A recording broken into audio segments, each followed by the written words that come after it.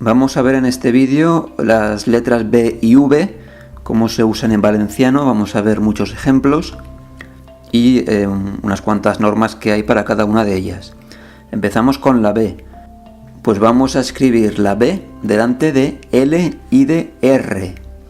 Delante de L, bleda, acelga, bloc, bloque, obligació, obligación, poble, pueblo.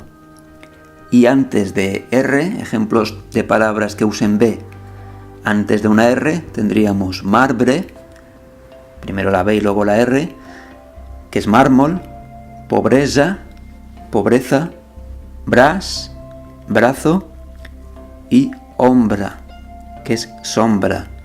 Después de M tenemos ambient, ambiente, embotit, embutido, símbolo, símbolo y imbatible, imbatible.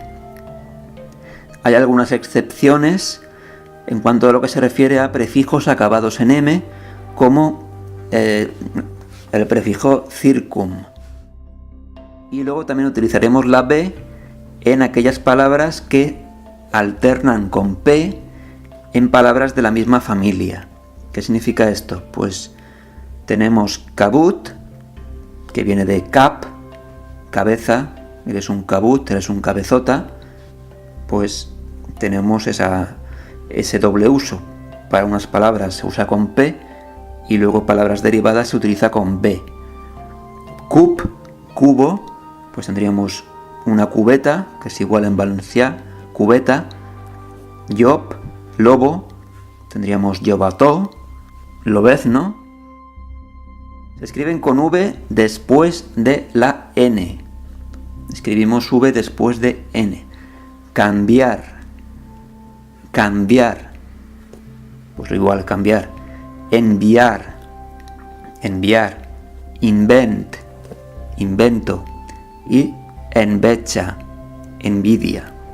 También con aquellas palabras que alternan con U en palabras de la misma familia. Algo parecido a lo que hemos visto antes. Aquí tenemos la palabra blau, azul, que luego hace blava, algo que es azulado. Escriure, escribir, pues si lo conjugamos en cierta persona y en cierto tiempo, tendríamos escribiu.